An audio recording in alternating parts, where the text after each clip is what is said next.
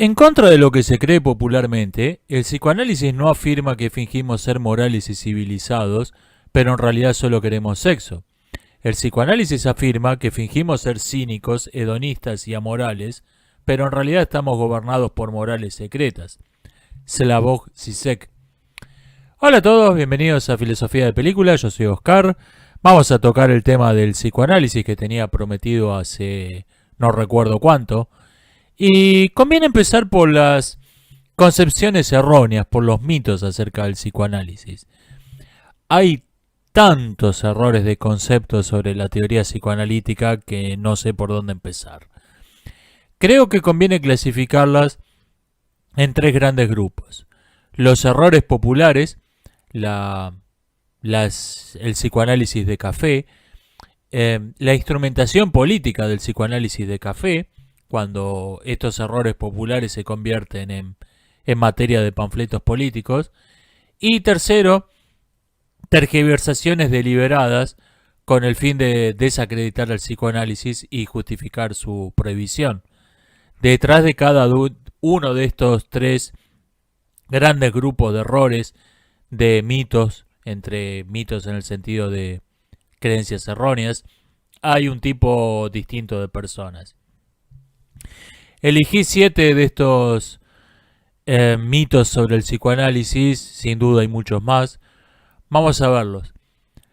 Uno es el hiperpsicoanálisis, la creencia de que todo lo que hacemos es la manifestación de alguna idea inconsciente reprimida, que todo es símbolo de algo inconsciente, todo es símbolo de otra cosa. Cierto es que no, que la mayor parte de las cosas que hacemos tienen un sentido práctico y ocasionalmente puede ser que algo sea así una expresión neurótica de un pensamiento reprimido. O sea, la neurosis es la excepción, no la regla.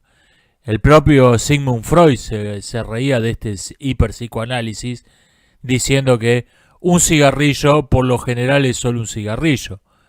Y se cuenta una anécdota muy curiosa de Borges, el escritor.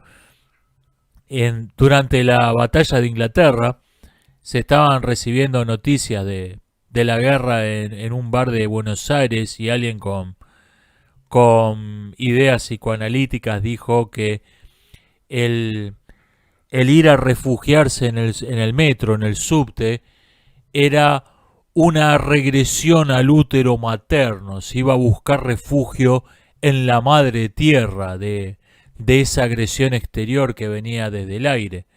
Y Borges lo escuchó y le preguntó, y dígame, y asociaba esto a la represión sexual de la sociedad inglesa. Y Borges le contestó, y dígame, en las sociedades sexualmente desinhibidas, ¿dónde hacen los refugios antibombardeo? ¿En las terrazas? Ese es el hiperpsicoanálisis. Segundo, tenemos la idea de que el inconsciente es una especie de Mr. Hyde, que es, o sea, se atribuyó al psicoanálisis la vieja idea de que todo el mundo es máscaras, todo el año es carnaval. De hecho, una idea central en el psicoanálisis es que la hipocresía, como se la entiende popularmente, no existe. En sentido estricto, no podemos decir algo que no pensemos. Por otra parte, la instrumentación política del psicoanálisis tomó sobre todo este pseudo psicoanálisis popular y lo convirtió en un panfleto político. El psicoanálisis revela la hipocresía de la sociedad burguesa, etcétera, etcétera. El inconsciente no tiene nada que ver con la hipocresía. El inconsciente es parte de cómo funciona la mente normalmente y cómo funciona la mente todo el tiempo. No es que cada tanto nos convertimos en el inconsciente, como el Dr. Jekyll se convertía en el señor Hyde.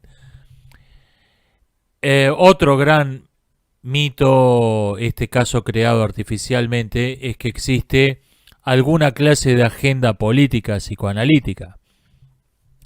En particular, Freud era extremadamente parco para sacar consecuencias políticas de sus teorías sobre la mente. Cuando lo hace, en general se limita a señalar que una ideología política está siendo defendida apoyándose en una teoría de la mente errónea. Por ejemplo, en su carta a Einstein, defiende el pacifismo realista de Kant, señalando el error común de los pacifistas de vincular la guerra con una expresión directa de la agresividad. En cuanto a sus seguidores, tenemos liberales como Nacio, nazis como Young, bolches como Spielring, eclécticos como Fromm. Creer que existe una agenda política psicoanalítica es algo que solo puede ser afirmado por alguien que no tiene la menor idea de lo que está hablando. Por otra parte, una idea central del psicoanálisis es que un mismo conjunto de pensamientos inconscientes, de ideas reprimidas, se pueden racionalizar y manifestar de modo consciente como ideas extremadamente opuestas y como ideas extremadamente distintas y hasta opuestas. Mención especial merece la idea pseudo-psicoanalítica de la liberación sexual, de la que Freud dijo que era un completo error de concepto. Esta declaración se ha interpretado con frecuencia como que Freud se oponía a la liberación sexual. Pero esto es como decir que alguien que dice que 2 más 2 no son 5 se está oponiendo a que 2 más 2 sean 5. Se está nuevamente confundiendo una teoría sobre la mente con un programa político. Freud usó en su obra abundantes metáforas políticas para describir los mecanismos de la mente. Le habló de una censura postal, de una represión del deseo, etcétera, etcétera. Pero estas expresiones son eso, metáforas. La idea de que vivimos en una sociedad represiva sugiere la posibilidad, que por otra parte suena atractiva, de una liberación sexual, pero no existe tal cosa. La mente del individuo sigue funcionando del mismo modo, cualquiera sean los códigos sociales acerca de lo que se considera aceptable y lo que no. Y vamos a volver a hablar de este tema en detalle al tratar sobre las perversiones. Hablando del tema, otro gran error es creer que el psicoanálisis afirma que las perversiones no son naturales. Y acá antes que nada hay que preguntarse una cosa: ¿qué diablo significa natural? El término no figura en ninguna parte en la obra de Freud ni en ningún autor serio que haya tratado sobre la mente humana.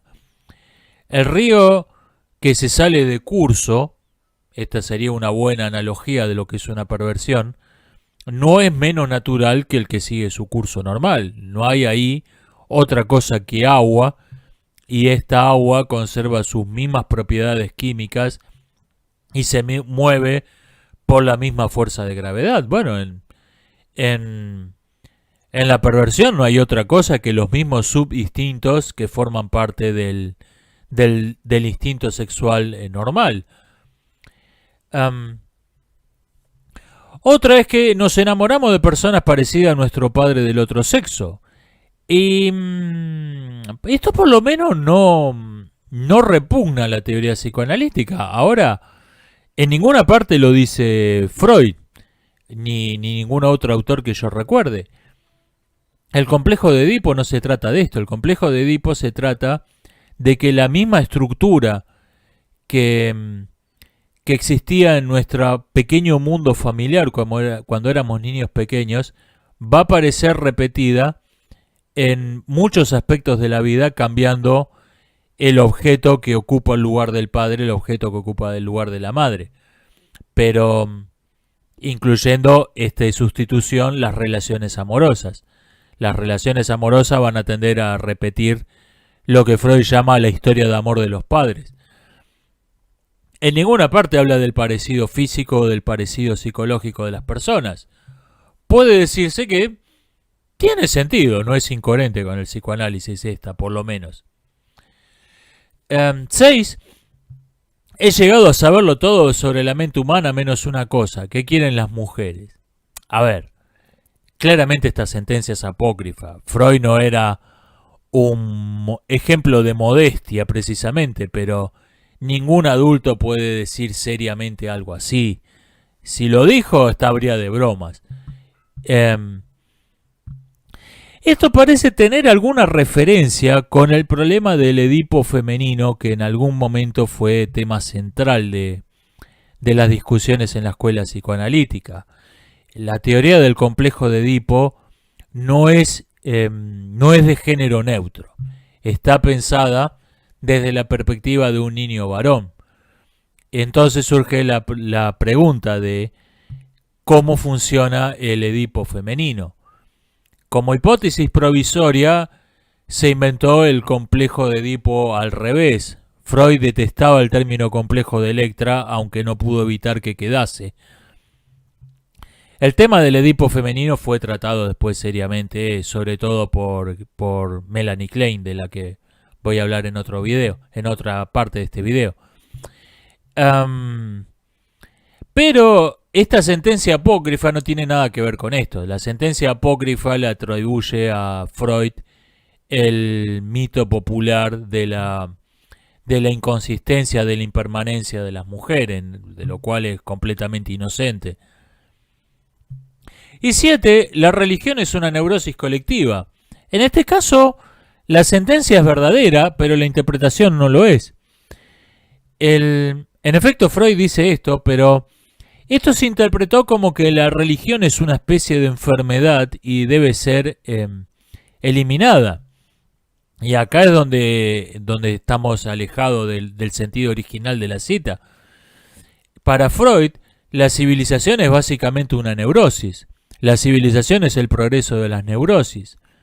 Las religiones, siendo en su forma y en sus contenidos análogas a las creaciones mentales personales de los neuróticos, son, por lo tanto, neurosis colectiva, pero lo que hacen es básicamente impedir el surgimiento anárquico de estas neurosis particulares, haciendo que todos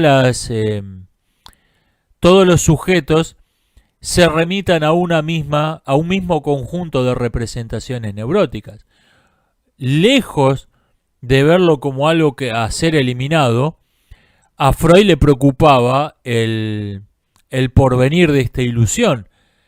Al estar desapareciendo la religión de la vida social, me planteaba esto la necesidad de algo que la reemplace, de algo que ocupe el rol de neurosis colectiva. Lejos de ser algo para ponerse contento que esto estaba ocurriendo. Estos son los 7 mitos acerca del psicoanálisis que me pude acordar y que me parecieron los más importantes. Sin duda hay muchos otros más.